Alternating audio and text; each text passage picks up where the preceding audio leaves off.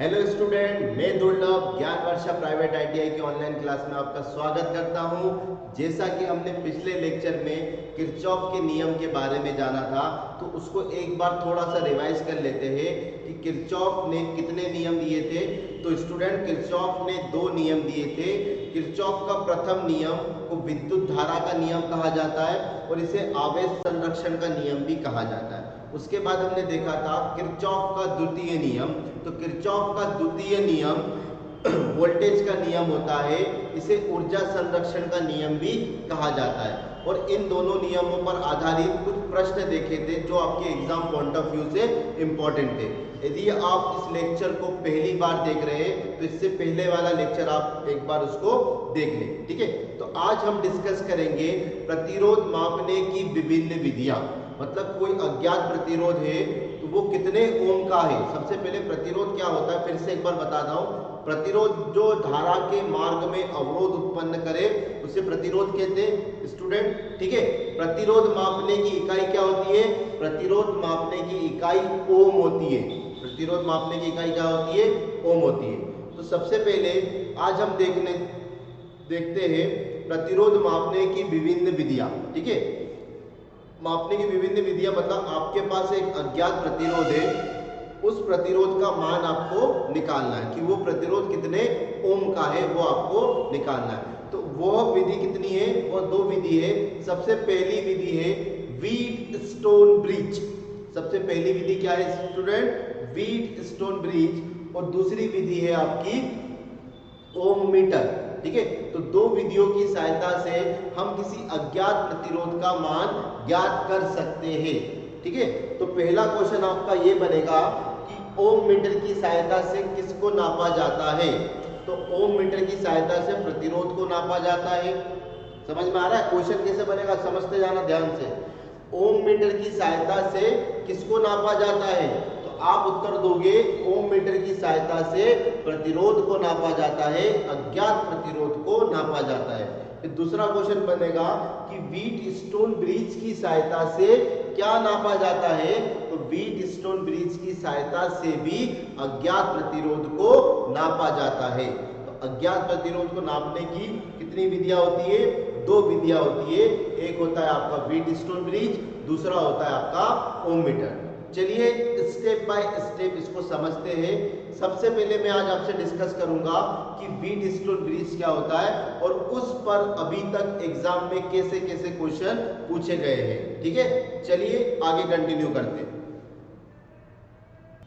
चलिए स्टूडेंट आगे समझते कि व्हीटस्टोन ब्रिज क्या होता है।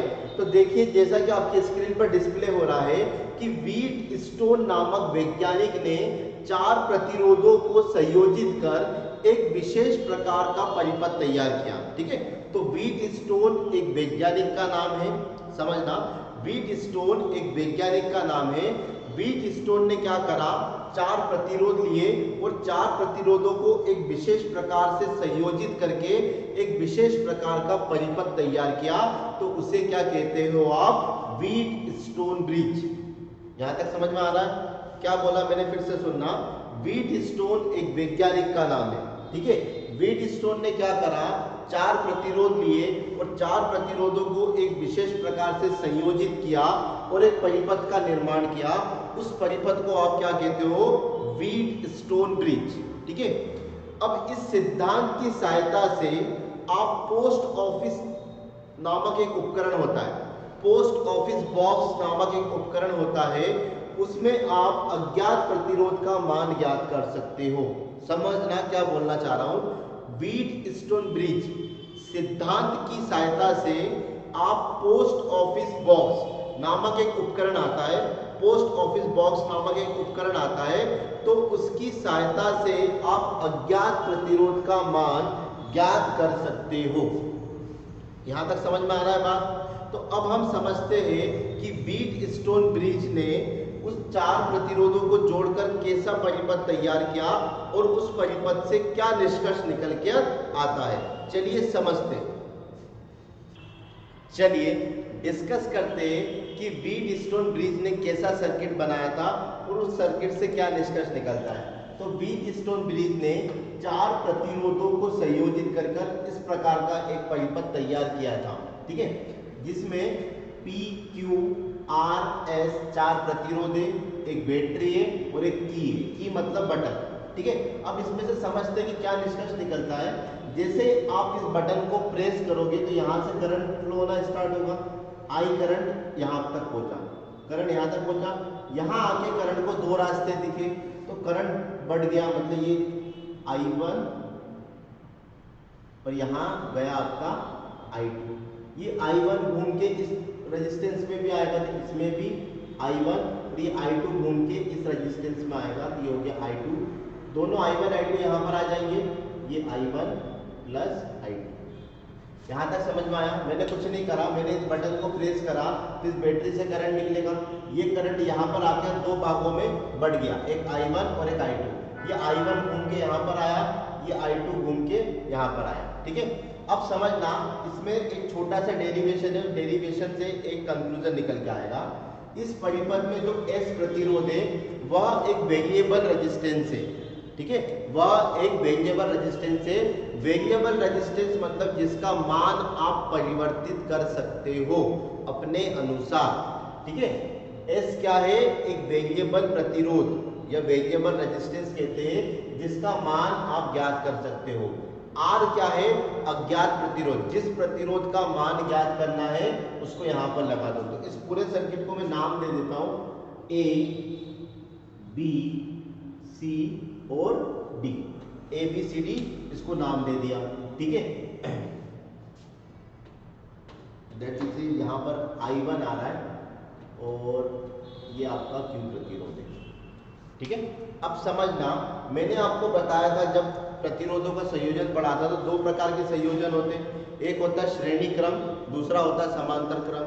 दोनों में खासियत क्या बताई थी कि श्रेणी क्रम में धारा का मान समान होता है लेकिन विद्युत विभव अलग अलग होता है, ठीक है। और मैंने आपको ये भी बताया था समांतर क्रम में कि समांतर क्रम में धारा का मान अलग अलग होता है लेकिन विद्युत विभव का मान क्या होता है?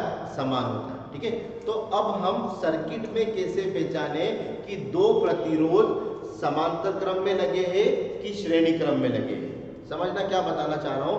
हम सर्किट देखकर कैसे पहचाने कि 2 प्रतिरोध समांतर क्रम में है या श्रेणी क्रम में? समझना। तो मैंने एक चीज बोला था आपको कि श्रेणी क्रम में धारा का मान समान होता है। तो यदि दोनों प्रतिरोधों में समान धारा जारी है, सुनना बात को, यदि दोनों प्रतिरोधों में समान धारा जारी है इसका मतलब दोनों प्रतिरोध श्रेणी क्रम में जुड़े हुए हैं, ठीक है स्टूडेंट। दोनों प्रतिरोधों में यदि समान धारा जारी है तो दोनों प्रतिरोध श्रेणी क्रम में जुड़े हुए हैं। यदि दोनों प्रतिरोधों में अलग अलग धारा जारी है, दोनों प्रतिरोधों में अलग अलग धारा जारी है, इसका मतलब वह दोनों प्रतिरोध समांतर क्रम में जुड़े हुए हैं। इसका मतलब वो दोनों प्रतिरोध काय में जुड़े हुए? समांतर क्रम में। ये चीज क्लियर हुआ। अब इस सर्किट पर हम श्रेणी क्रम और समांतर क्रम का यूज करते हैं। समझना, P में I1 करंट जा रहा है, Q में भी I1 करंट जा रहा है, मतलब P और Q सीरीज में कनेक्ट है। S में I2 करंट जा रहा है, R में भी I2 करंट जा रहा है, मतलब S और R भी सीरीज में कनेक्ट है। अब देखो P और S में अलग अलग करंट जा रहा है, तो इन दोनों में P और S में अलग अलग करंट जा रहा है, मतलब इन दोनों काय में कनेक्ट है? ये दोनों पैरेलल में कनेक्ट है, क्योंकि पैरेलल में धारा का मान क्या होता है? असमान। इन दोनों में अलग अलग धारा जाएगी, मतलब ये दोनों पैरेलल में कनेक्ट है। सिमिलरली Q और R में भी देखो I1 और I2 करंट जा रहा है, मतलब धारा का मान असमान है, मतलब ये दोनों भी पैरेलल में कनेक्ट है। जब 2 प्रतिरोध समांतर क्रम में जुड़े हुए होते हैं तो उनका विद्युत विभव समान होता है। समांतर क्रम में विद्युत विभव का मान समान होता है, मतलब मैं कह सकता हूं कि ये जो AB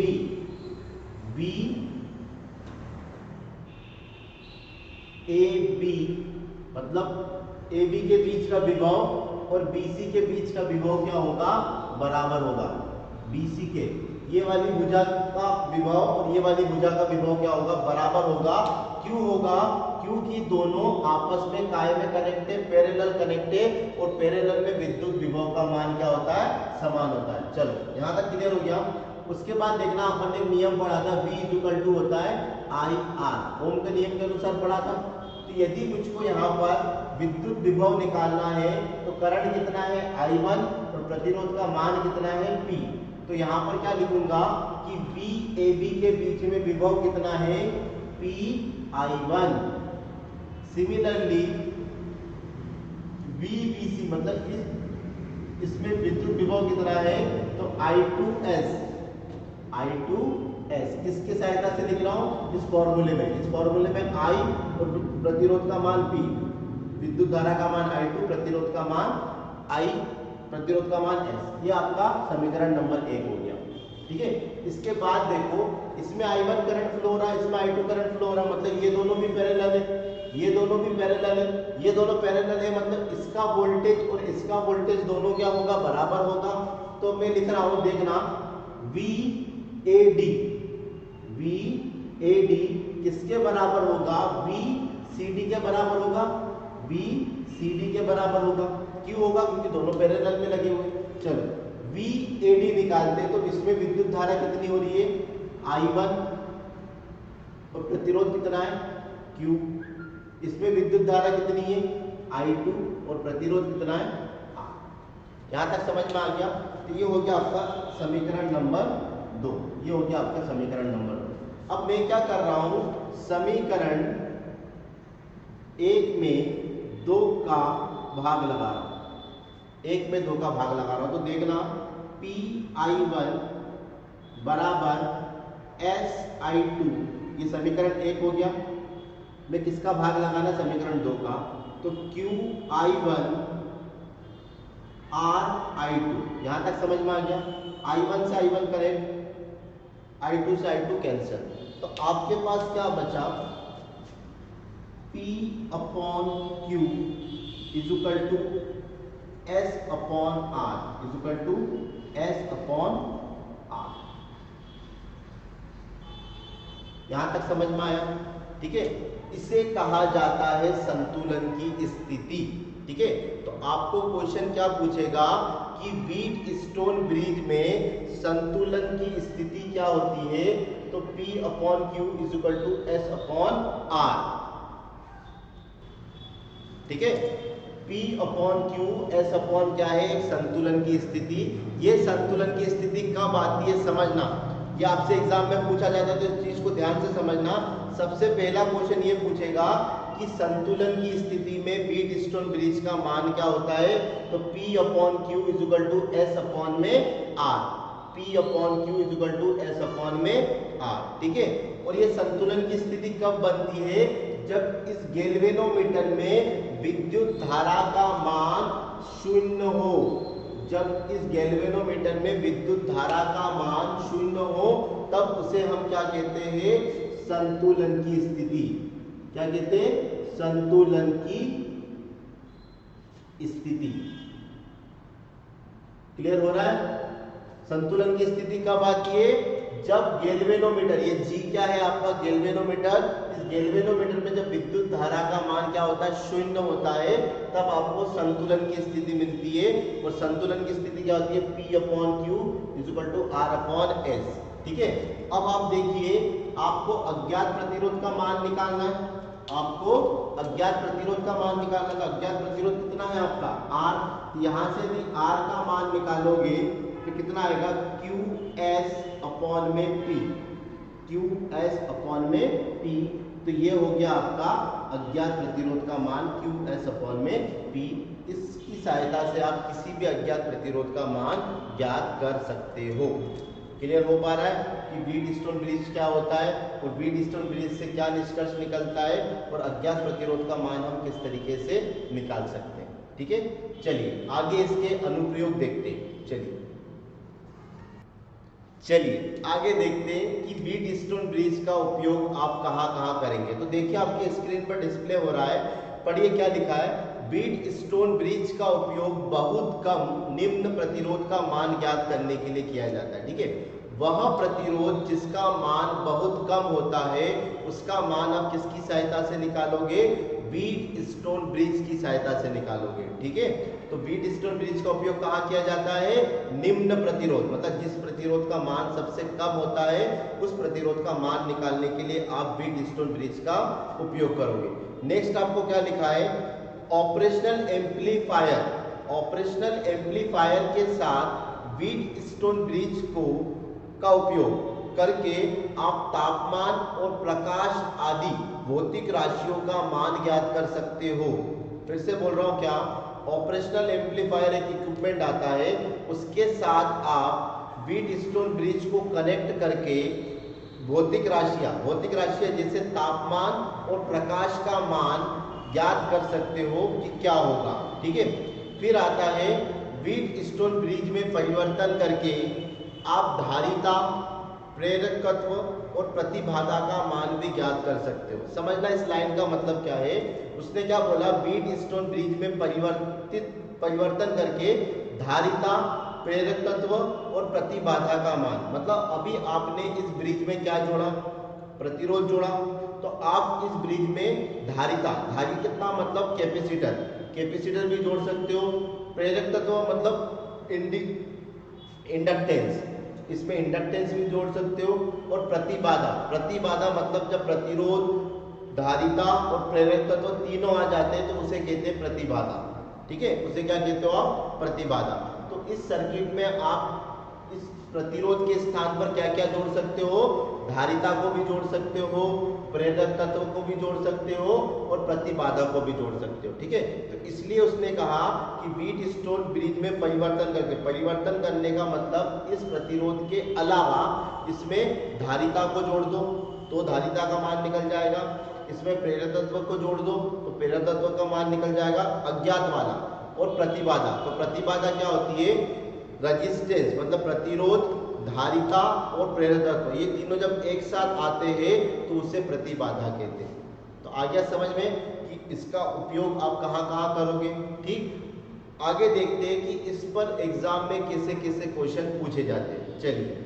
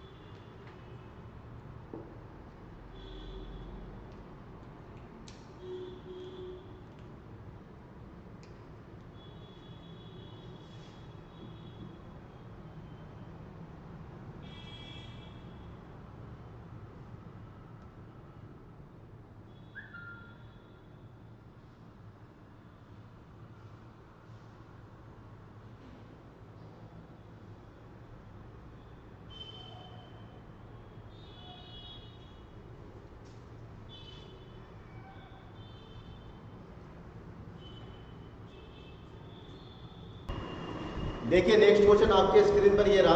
क्या लिखा है? दिया हुआ व्हीट स्टोन ब्रिज संतुलित होता है। ठीक, संतुलित कब होता है कभी भी ब्रिज? जब इस गैल्वेनोमीटर, आपको बोर्ड पे स्क्रीन पे डायग्राम दिख रहा होगा, जब इस गैल्वेनोमीटर में धारा का मान 0 होगा तभी आपका ब्रिज क्या होगा? संतुलित होगा। ठीक है, तो जब ब्रिज संतुलित होता है तो P बराबर 100 ओम, क्या देके रखा है? P बराबर 100 ओम और क्या देके रखा है? Q बराबर 1 kilo ohm, that is S बराबर 1200 ओम। ठीक है, ये आपको डाटा देके रखा उसने और आपसे बोला कि अज्ञात प्रतिरोध का मान ज्ञात करो। ठीक है, डायग्राम कैसा बना हुआ देखना, इस तरीके से डायग्राम बना हुआ है। यहाँ पर आपका P है, यहाँ पर आपका Q है, यहाँ पर आपका S है और यहाँ पर आपका R है। उस डायग्राम में ये बना हुआ है। तो इसके हिसाब से यदि बैलेंस इक्वेशन लिखा जाए तो P अपॉन Q और क्या आता है? S upon R। तो यहाँ से यदि मैं अज्ञात प्रतिरोध क्या होता है हमारा? अज्ञात प्रतिरोध R होता है और S क्या होता है? Variable resistance. S क्या होता है आपका? Variable resistance. यहाँ से अज्ञात प्रतिरोध मतलब R बराबर क्या आ जाएगा? देखना यहाँ पे R बराबर आपका क्यू एस अपॉन में पी, क्यू एस अपॉन में पी। क्यू का मान कितना है 1 किलो मतलब 1000। आर का मान कितना है, एस का मान कितना है 1200, ठीक है। और पी का मान कितना है आपका 100, ठीक है। तो एक जीरो से एक जीरो, दो जीरो से दो जीरो कैंसिल आउट, बचा कितना 1200 और ये एक जीरो ओम, ठीक है। अब इस 3 को मैं क्या लिख सकता हूँ किलो, इस 3 को क्या लिख सकता हूँ किलो। तो इधर देखना 12 किलो ओम, मतलब इस अज्ञात प्रतिरोध का मान कितना है 12 kilo ohm. Option number B. चलो देखना, इसका मान 1200 नहीं है, इसका मान 120 है। तो यहाँ 120 के हिसाब से देखिए तो कितना आएगा, देखना 120 के हिसाब से देखिए, Q के जगह 1 kilo that is 1000 ohm into S के जगह 120, पी के जगह 100, ये डबल जीरो से डबल जीरो कैंसिल आउट हो गया, बचा कितना 1200, कितना बचा 1200, ठीक है। अब आपको ऑप्शन देखो, ऑप्शन आपको किलो ओम में देके रखा है, तो इसको किलो ओम में बनाने के लिए आप 1000 से क्या लगा दो, भाग लगा दो। तो जैसे 1000 से भाग लगाओगे तो कितना आएगा 1.2 किलो ओम। 1000 से भाग लगाया और 1000 से गुणा करा, ठीक है। ये जो 1000 है ये आपका क्या बन गया किलो, और ये जो नीचे वाला 1000 है ये ऊपर चले जाएगा तो पॉइंट में बदल जाएगा, दैट इज 1.2 किलो ओम। तो अज्ञात प्रतिरोध का मान कितना है 1.2 kilo ohm. Option number B क्या है इसका आंसर, ठीक है। चलिए नेक्स्ट क्वेश्चन देखते हैं।